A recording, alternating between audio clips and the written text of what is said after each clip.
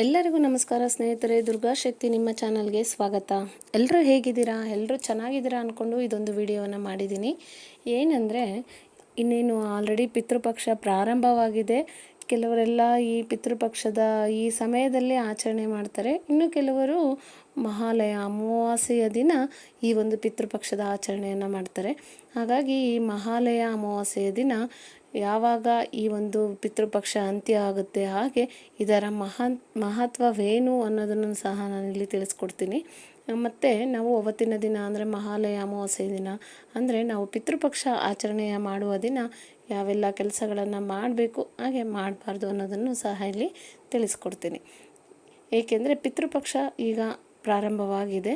ಹಾಗಾಗಿ ನಮ್ಮ ಹಿಂದೂ ಧರ್ಮದಲ್ಲಿ ಹಿರಿಯರ ಪೂಜೆಯನ್ನು ನಾವು ತುಂಬ ಶ್ರದ್ಧಾ ಭಕ್ತಿಯಿಂದ ಆಚರಣೆಯನ್ನು ಮಾಡ್ಕೊಂಡು ಬಂದಿರೋದ್ರಿಂದ ನಮ್ಮ ಪ್ರೀತಿ ಪಾತ್ರರಾದವರಿಗೆ, ನಮ್ಮನ್ನು ತೊರೆದಂಥವರಿಗೆ ಆತ್ಮಕ್ಕೆ ಪ್ರಾರ್ಥನೆ ಸಲ್ಲಿಸುವಂಥ ವಿಶೇಷ ಸಮಯ ಇದು.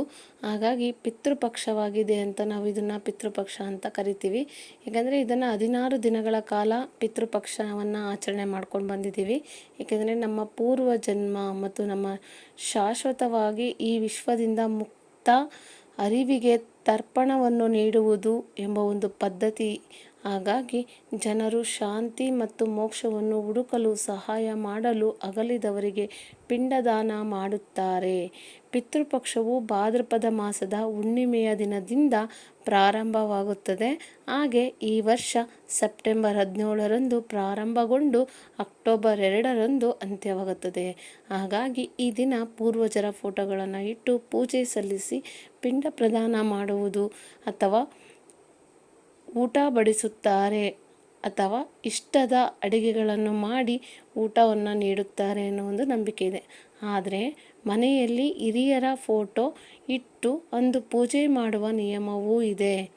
ಆ ನಿಯಮವೇನು, ಪೂಜೆ ಹೇಗೆ ಮಾಡಬೇಕು ಎಂಬುದನ್ನು ಸಹ ನಾನಿಲ್ಲಿ ತಿಳಿಸ್ಕೊಡ್ತೇನೆ.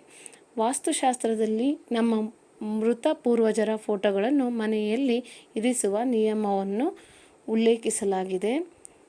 ನಮ್ಮ ಪೂರ್ವಜರ ಫೋಟೋವನ್ನು ಮಲಗುವ ಕೋಣೆ, ದೇವಸ್ಥಾನ ಅಂದರೆ ದೇವರ ಮನೆ ಅಥವಾ ಅಡಿಗೆ ಮನೆ, ಈ ಒಂದು ಜಾಗದಲ್ಲಿ ಇಡಬಾರದು.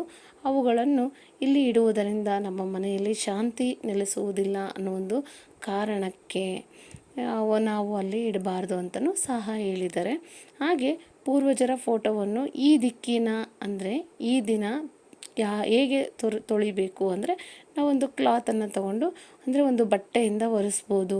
ಹಾಗೆ ಸಾಸಿವೆ ಎಣ್ಣೆ ದೀಪವನ್ನು ಹಚ್ಚಬೇಕು ಅವತ್ತಿನ ದಿನ. ಅದಲ್ಲದೆ ಅಮಾವಾಸ್ಯೆಯ ದಿನ ಎಣ್ಣೆಯ ದೀಪವನ್ನು ಹಚ್ಚಬೇಕು. ಹಾಗೆ ಫೋಟೋವನ್ನು ದಕ್ಷಿಣ ದಿಕ್ಕಿಗೆ ಇಟ್ಟು ಪೂಜೆಯನ್ನು ಮಾಡಬೇಕು. ಮಹಾಲಯ ಅಂದರೆ ಏನು? ಮಹಾ ಅಂದರೆ ದೊಡ್ಡ, ಲಯ ಅಂದರೆ ನಾಶ.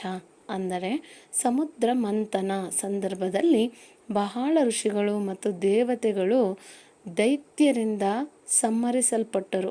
ಆ ಒಂದು ಸಂಹರಿಸಲ್ಪಟ್ಟಿರುವ ಈ ಋಷಿಗಳು ನಮ್ಮ ಪೂರ್ವಜರಾಗಿದ್ದರು ಅನ್ನೋ ಒಂದು ನಂಬಿಕೆ ಇದೆ. ಹಾಗಾಗಿ ಅವರ ನೆನಪಿನಲ್ಲಿ ಮಹಾಲಯ ಪಕ್ಷವನ್ನು ಆಚರಿಸುತ್ತೇವೆ. ಅದುವೇ ಸರ್ವಪಿತೃ ಅಮಾವಾಸ್ಯೆ ಅಂತಲೂ ಸಹ ಕರೀತಾರೆ. ಹಾಗೆ ಮಹಾಲಯ ಅಮಾವಾಸ್ಯೆ ಎಂದು ಕರೆಯಲ್ಪಡುವ ಅಮಾವಾಸ್ಯೆಯು ಅಗಲಿದ ಆತ್ಮಗಳಿಗೆ ಸಮರ್ಪಿತವಾಗಿದೆ. ನೀವು ಈ ದೇಹವನ್ನು ತೊರೆದಾಗ ಪುರೂರವ, ವಿಶ್ವದೇವ ಎಂಬ ದೇವತೆಗಳಿಂದ ಇನ್ನೊಂದು ಜಗತ್ತಿಗೆ ಮಾರ್ಗದರ್ಶನ ಪಡೆಯುತ್ತೀರಿ. ಬಹುತೇಕ ಮಹಾಲಯ ಅಮಾವಾಸ್ಯೆಯಂದು ಮಾಂಸಾಹಾರ ಹಾಗೂ ಸಸ್ಯಾಹಾರದ ಅಡುಗೆಗಳನ್ನು ಸೇವಿಸಲಾಗುತ್ತದೆ. ಶುಕ್ಲ ಪಕ್ಷದ ಅಷ್ಟಮಿಯಿಂದ ಕೃಷ್ಣ ಪಕ್ಷದ ಅಷ್ಟಮಿಯವರೆಗೆ ಪಿತೃಗಳಿಗೆ ರಾತ್ರಿಯಾದರೆ, ಕೃಷ್ಣ ಪಕ್ಷದ ಅಷ್ಟಮಿಯಿಂದ ಶುಕ್ಲ ಪಕ್ಷದ ಅಷ್ಟಮಿಯವರೆಗೆ ಹಗಲು. ಅಂದರೆ ನಮ್ಮ ಒಂದು ತಿಂಗಳು ಪಿತೃಗಳಿಗೆ ಒಂದು ದಿನ. ಆಗ ಪಿತೃಗಳಿಗೆ ಅಮಾವಾಸ್ಯೆ ನಡು ಮಧ್ಯವೆನಿಸುತ್ತದೆ. ಆದ್ದರಿಂದ ಅಮಾವಾಸ್ಯೆಯಂದು ಪಿತೃಗಳಿಗೆ ತಿಲತರ್ಪಣಕ್ಕೆ ಮಹತ್ವ. ದಕ್ಷಿಣಾಯಣದ ಕನ್ಯಾ ಮಾಸದಲ್ಲಿ ಸೂರ್ಯನು ಭೂಮಿಗೆ ಅತಿ ಸಮೀಪದಲ್ಲಿರುವುದರಿಂದ ಪಿತೃಪಕ್ಷದಲ್ಲಿ ತರ್ಪಣ ಶ್ರಾದ್ದಕ್ಕೆ ಹೆಚ್ಚಿನ ಮಹತ್ವವಿದೆ. ಹಾಗಾಗಿ ಪಿತೃಪಕ್ಷದ ಮಹತ್ವ ಗರುಡ ಪುರಾಣದ ಪ್ರಕಾರ ಒಬ್ಬ ವ್ಯಕ್ತಿಯ ಸಾವಿನ ಮೊದಲ ವರ್ಷದಲ್ಲಿ ಶ್ರದ್ಧಾ ಆಚರಣೆಯನ್ನು ಮಾಡಲು ಸೂಚಿಸುತ್ತಾರೆ. ಏಕೆಂದರೆ ಸಾವಿನ ನಂತರ 1 ವರ್ಷದ ನಂತರ ಅವರಿಗೆ ತಿನ್ನಲು ಆಹಾರ ಪಡೆಯುತ್ತಾರೆ. ಮೊದಲ ವರ್ಷದಲ್ಲಿ ಈ ಪಿತೃಪಕ್ಷದಲ್ಲಿ ನಾವು 13 ದಿನಗಳ ಕಾಲ ಆಹಾರ ನೀಡಬೇಕು ಎಂದು ನಂಬಲಾಗಿದೆ. ಹಾಗಾಗಿ ನಾವು ಈ ಪಿತೃಪಕ್ಷವಾದ ಆಚರಣೆಯನ್ನು ತುಂಬ ಚೆನ್ನಾಗಿ ಮನೆಯಲ್ಲಿ ಆಚರಣೆಯನ್ನು ಮಾಡ್ಕೊಂಡು ಬಂದಿದ್ದಾರೆ. ಹಾಗೆ ಅವತ್ತಿನ ದಿನ ಏನೆಲ್ಲ ಮಾಡಬಾರ್ದು ಅಂದರೆ, ನಾವು ಅವತ್ತಿನ ದಿನ ಮನೆಯಲ್ಲಿ ಈಗ ಕೆಲವರು ಕೂದಲು ಕಟ್ ಮಾಡಿಸ್ಕೋಬೇಕು ಅಂತಾರೆ. ಹಾಗೆ ಕೆಲವರು ಉಗುರನ್ನು ಕಟ್ ಮಾಡಿಲ್ಲ, ನಾನು ಉಗುರು ಕಟ್ ಮಾಡ್ಕೋಬೇಕು ಅಂತಾರೆ. ಆ ಒಂದು ಕೆಲಸವನ್ನು ಮಾಡಬೇಡಿ ಮನೆಯಲ್ಲಿ. ಹಾಗೆ ಅಮಾವಾಸ್ಯೆಯ ದಿನ ನಾವು ಪೂಜೆ ಆಚರಣೆಯನ್ನು ಮಾಡ್ಕೋತೀವಿ. ಆ ಒಂದು ಪೂಜೆಯ ದಿನ ನಾವು ನಮ್ಮ ಹಿರಿಯರ ಪೂಜೆಯನ್ನು ಮಾಡೋದ್ರಿಂದ ಬೇರೆ ಯಾವ ಪೂಜೆಯನ್ನು ಮಾಡುವಂತಿಲ್ಲ. ಹಾಗೆ ನಮ್ಮ ಹಿರಿಯರನ್ನು ಮನೆಯಲ್ಲಿ ಪೂಜೆ ಎಲ್ಲ ಮಾಡಿದ ಮೇಲೆ ನಾವು ಎಡೆಯನ್ನು ಹಾಕ್ತೇವೆ. ಎಡೆ ಹಾಕಿದ ಮೇಲೆ ಇದು ತುಂಬಾ ಮುಖ್ಯವಾಗಿರುವಂಥದ್ದು. ಎಡೆ ಹಾಕಿದ ಮೇಲೆ ನಾವು ನಮ್ಮ ಪೂರ್ವಜರನ್ನು ನಮ್ಮ ಮನೆಗೆ ಬರಮಾಡ್ಕೊಳ್ಬೇಕು. ಏಕೆಂದರೆ ಬರಮಾಡ್ಕೊಳ್ದಲೇ ನಾವು ಪೂಜೆಯನ್ನು ಮಾಡಿ ನಾವು ಮಾಡಿದ್ವಪ್ಪ ಪೂಜೆ ಅಂದರೆ ಅದು ಸಂಪೂರ್ಣ ಆಗಲ್ಲ. ಹಾಗಾಗಿ ಯಾವ ರೀತಿ ಆಚರಣೆ ಮಾಡಬೇಕು ಅಂದರೆ, ನಮ್ಮ ಹೊಸ್ತಿಲನ್ನು ಪೂಜೆ ಮಾಡಬೇಕು. ಹೋಗಿ ಹೊಸ್ತಿಲ ಪೂಜೆ ಮಾಡಿ ಅದಕ್ಕೂ ಸಹ ಒಂದು ಎಡೆಯನ್ನು ಹಾಕಬೇಕು. ಹಾಕಿದ ಆದಮೇಲೆ ನಾವು ಒಳಗಡೆ ಬಂದುಬಿಟ್ಟು ನಾವು 2 ಕರ್ಪೂರವನ್ನು ತಗೊಂಡು ಹೊಸ್ತಿಲ ಒಳಭಾಗದಲ್ಲಿ 2 ಕರ್ಪೂರವನ್ನು ಇಟ್ಟು ಅದನ್ನು ಹಚ್ಚಿ ಊದುಗಡ್ಡಿಯಿಂದ ಕೈ ಮುಗಿದು ನಾವು ಅಂದರೆ ಮನೆ ದೇವರ ಪ್ರಾರ್ಥನೆಯನ್ನು ಮಾಡ್ಕೋಬೇಕು. ಅದಾದ ಮೇಲೆ ನಮ್ಮ ಹಿರಿಯರನ್ನು ಒಳಗಡೆ ಕರಿಬೇಕು.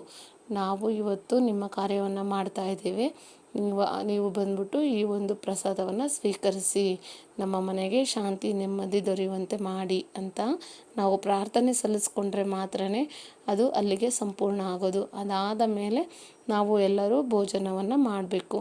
ಅದಕ್ಕೂ ಮುಂಚಿತವಾಗಿ ನಾವು ಮನೆ ಪೂಜೆಯನ್ನು ಮಾಡಿ ನಾವು ಆಯಿತು ಮುಗೀತು ಪೂಜೆ ಅಂತ ಅಂದ್ಕೋಬೇಡಿ. ಇಷ್ಟು ಮಾಡಬೇಕು ನೀವು ಪೂಜೆ ಎಲ್ಲ ಆದಮೇಲೆ. ಇಷ್ಟೆಲ್ಲ ಮಾಡಿದ್ದಾದಮೇಲೆ ನೀವು ಊಟವನ್ನು ಮಾಡಿದರೆ ಒಳ್ಳೆಯದು. ಹಾಗೆ ಏನೆಲ್ಲ ಕೊಟ್ಟರೆ ಒಳ್ಳೆಯದು, ನಾವು ಅವತ್ತಿನ ದಿನ ಹಸುಗಳಿಗೆ ಏನಾದರೂ ತಿನ್ನೋದಕ್ಕೆ ಕೊಟ್ಟರೆ ಒಳ್ಳೆಯದು. ಹಾಗೆ ಕಾಗೆಗಳಿಗೆ ಊಟವನ್ನು ಇಟ್ಟರೆ ಒಳ್ಳೆಯದು. ಹಾಗೆ ಒಂದು 4 ಜನಕ್ಕೆ ಊಟವನ್ನು ಕೊಟ್ಟರೆ, ಅಂದರೆ ಊಟ ಇರೋರನ್ನ ಕರಿಬೇಡಿ, ಯಾರು ಬರೋದಿಲ್ಲ ಪಿತೃಪಕ್ಷ ದಿನ.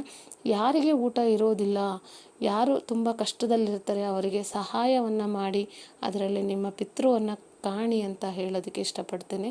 ಏಕೆಂದರೆ ಇದ್ದಂಥವರು ಯಾರೂ ನಿಮ್ಮ ಮನೆಗಳಿಗೆ ಬರೋದಿಲ್ಲ. ಏಕೆಂದರೆ ಅವತ್ತಿನ ದಿನ ಅವರು ತಿನ್ನಬೇಕು ಅನ್ನೋ ಒಂದು ನಂಬಿಕೆ ಇರೋದ್ರಿಂದ ಹೊರಗಿನವರು ಬಂದು ಊಟವನ್ನು ಮಾಡಲ್ಲ. ಹಾಗೆ ನಿಮ್ಮ ಹಿರಿಯರು ಯಾರನ್ನು ಇಷ್ಟಪಡ್ತಾಯಿದ್ರು ಅವರನ್ನು ಸಹ ಕರ್ಕೊಂಡು ಬಂದು ಊಟವನ್ನು ಹಾಕಿ, ಹಾಗೂ ಸಹ ಅವರಿಗೆ ತುಂಬಾ ಖುಷಿಯಾಗುತ್ತೆ, ಅವ್ರಿಗೆ ಆತ್ಮಕ್ಕೆ ಶಾಂತಿ ಸಿಗುತ್ತೆ. ಹಾಗೆ ನಿಮ್ಮ ಮನೆಯಲ್ಲೂ ಶಾಂತಿ ನೆಮ್ಮದಿ ನೆಲೆಸುತ್ತೆ ಅಂತಲೂ ಹೇಳೋದಕ್ಕೆ ಇಷ್ಟಪಡ್ತೇನೆ. ಇಷ್ಟು ಮಾಹಿತಿ ನಿಮಗೆ ಇಷ್ಟ ಆಗಿದ್ದರೆ ನನ್ನ ಚಾನಲನ್ನು ಶೇರ್ ಮಾಡಿ, ಸಬ್ಸ್ಕ್ರೈಬ್ ಮಾಡಿ, ಲೈಕ್ ಮಾಡಿ. ಶೇರ್ ಮಾಡೋದು, ಸಬ್ಸ್ಕ್ರೈಬ್ ಮಾಡೋದನ್ನು, ಲೈಕ್ ಮಾಡೋದನ್ನು ಮಾತ್ರ ಮರಿಬೇಡಿ ಅಂತ ಹೇಳ್ತಾ ಎಲ್ಲರಿಗೂ ಧನ್ಯವಾದಗಳು.